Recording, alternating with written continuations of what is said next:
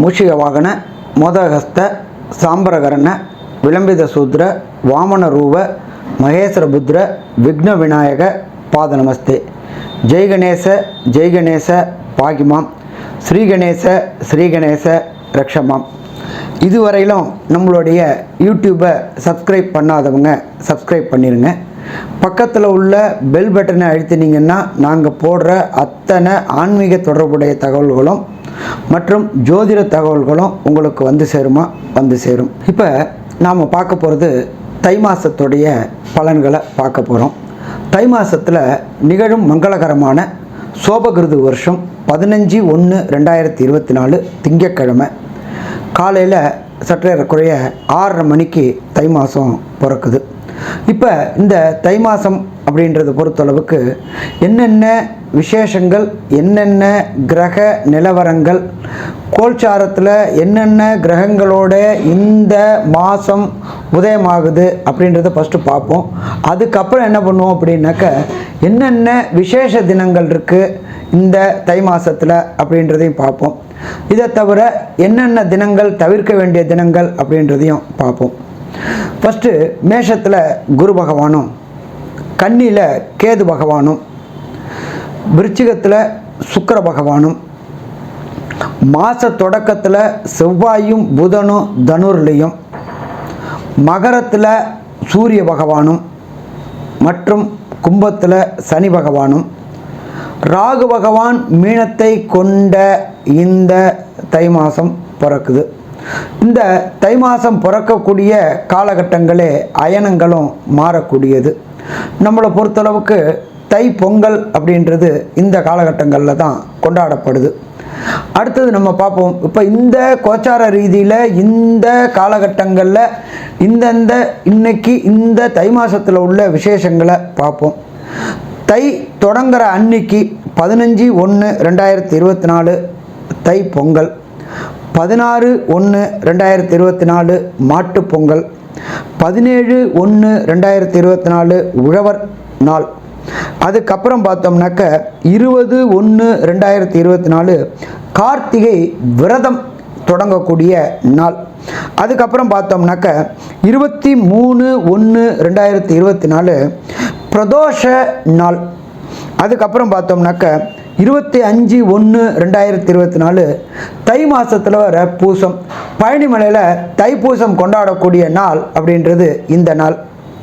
அதுக்கப்புறம் பார்த்தோம்னாக்க 26/1/2024 வாஸ்து செய்யக்கூடிய நாள்.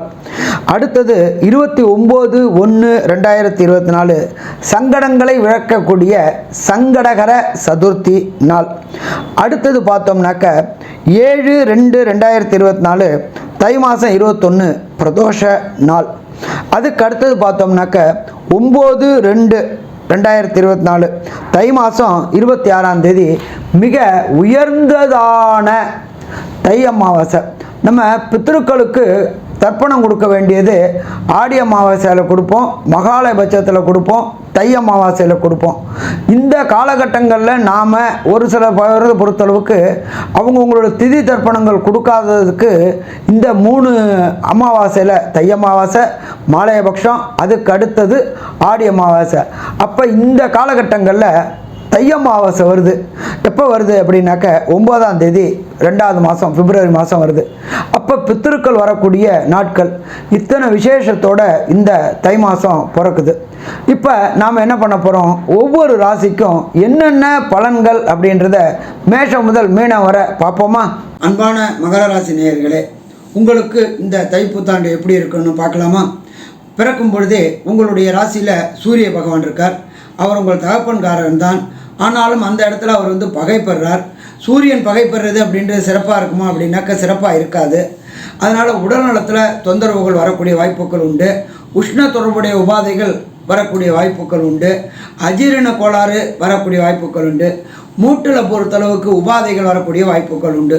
அதனால் இந்த தை மாதத்தில் வெளியில் உணவு பழக்க வழக்கங்கள் இருந்துச்சுனாக்க அதை தவிர்த்துக்கிட்டு வீட்டிலேயே கால நேரத்துக்கு அந்தந்த நேரத்துக்கு சாப்பிட்டுட்டு வாங்க. அதிகமாக தண்ணியும் குடிங்க. ஏன்னு கேட்டிங்கன்னா சூரியன் இருக்கிறதுனால உஷ்ண சம்பந்தப்பட்ட உபாதைகள் வரக்கூடிய வாய்ப்புகள் உண்டு. அதே போல் ராசிக்கு 2ஆம் இடத்துல ஆட்சி பெற்ற சனி பகவான் இருக்கிறதுனால நீங்கள் சொல்லக்கூடியது உங்களை நிறையா பேர் டென்ஷன் டிப்ரெஷன் ஏற்றுவாங்க. உங்கள் வாயை எப்படியாவது போட்டு பார்க்கணுன்னு நினைப்பாங்க. அழகாக நீங்கள் மாட்டிக்க கொள்ளக்கூடிய வாய்ப்புகள் உண்டு. அதனால் ரொம்ப ரொம்ப எச்சரிக்கையாக இருக்கிறது சிறப்பாக இருக்குமா? சிறப்பாக இருக்கும். 3ஆம் இடமான கம்யூனிகேஷன் பாவத்தில் ராகு இருக்கார். அதீத தைரியம் கொடுப்பார். ஆனால் தைரியம் கொடுத்துட்டு கூடவே சிக்கலையும் கொடுக்கக்கூடிய வாய்ப்புகள் உண்டு. அதனால் எச்சரிக்கையாக இருக்கிறது மிக சிறப்பாக இருக்குமா? சிறப்பாக இருக்கும். இந்த மகர ராசியில் பொறுத்தளவுக்கு உத்தியோகம் போகக்கூடியவங்களுக்கும் தொழில் போகக்கூடியவங்களுக்கும் எச்சரிக்கையாக இருக்கணும். யாருக்கும் வாக்குவாதம், அது ஜாமீன் ஜவாப்பு இதெல்லாம் பண்ணினீங்கன்னாக்க கண்டிப்பாக உங்களுக்கு தான் பாதகமாக முடியக்கூடிய வாய்ப்புகள் இந்த காலகட்டங்களில் உண்டு. அதே போல் தொழிலில் முடக்கம் ஏற்படக்கூடிய வாய்ப்புகள் உண்டு. அதேபோல் உத்தியோகத்தில் மேலதிகாரிக்கு உங்களுக்கும் கருத்து வேற்றுமைகள் ஏற்பட்டு உங்களுக்கு வர வேண்டிய பதவி உயர்வு பண வரவும் பிளாக் ஆகிறதுக்கான வாய்ப்புகள் உண்டு. அதனால் எச்சரிக்கையோடு செயல்படுங்க. அதே போல் இந்த மகர ராசியில் பிறந்த பெண்களுக்கு நீண்ட நாட்களாக திருமண தடையும் தாமதமும் ஏற்பட்டு இருந்துச்சு. அந்த திருமணம் தடையும் தாமதமும் விலகி விரைவில் கெட்டி மேளம் கொட்டக்கூடிய வாய்ப்புகள் உண்டாகும். அதே போல் நீண்ட நாட்களாக கல்யாணமாகி புத்திர பாக்கியம் இல்லாமல் சந்தான பாக்கியம் இல்லாத தம்பதிகளுக்கு சந்தான பாக்கியம் என்கின்ற வம்சமிருத்தி அடையக்கூடிய வாய்ப்புகள் இந்த காலகட்டங்களில் உண்டு.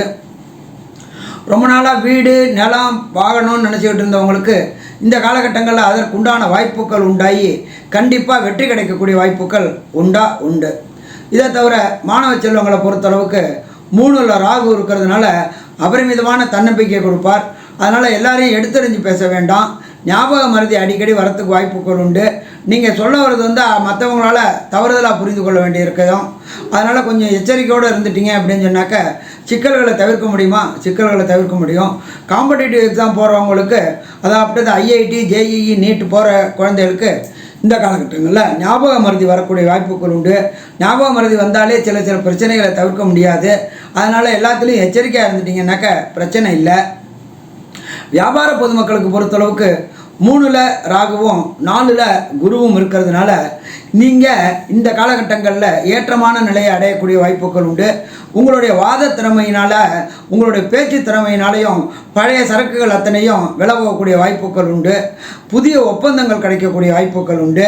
இதை தவிர கடையை விஸ்தீரணம் பண்ணணும், நிறைய எம்ஓயு ஒப்பந்தம் போட்டு பெரிய பெரிய அளவுக்கு பிரான்ச்சைசி எல்லாம் பண்ணணும் அப்படின்னு நினைக்கிற வியாபாரிங்களுக்கு இந்த காலகட்டங்கள் ஏற்றமான காலகட்டம்.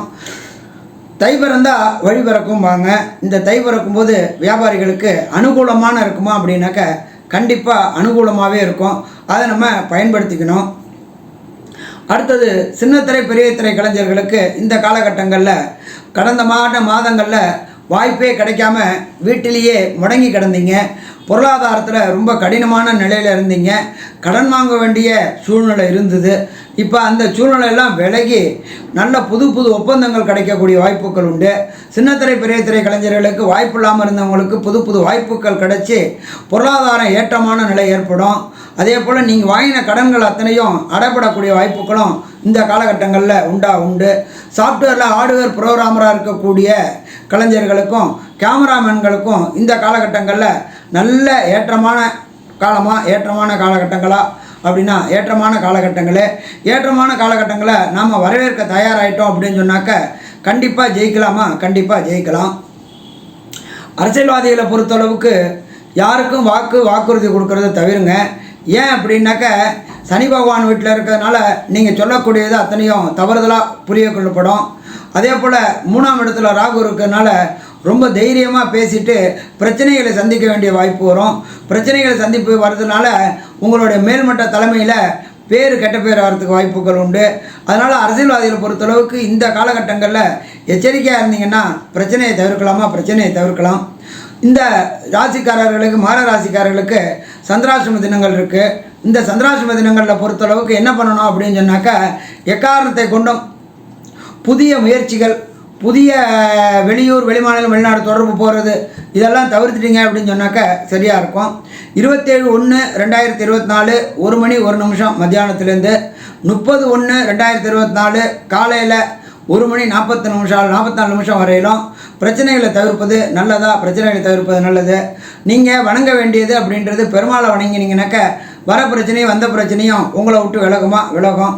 இதுவரை பொறுமையாக கேட்ட நேயர்களுக்கு ஹரிஹர சர்மாவின் பணிவான நமஸ்காரங்கள்.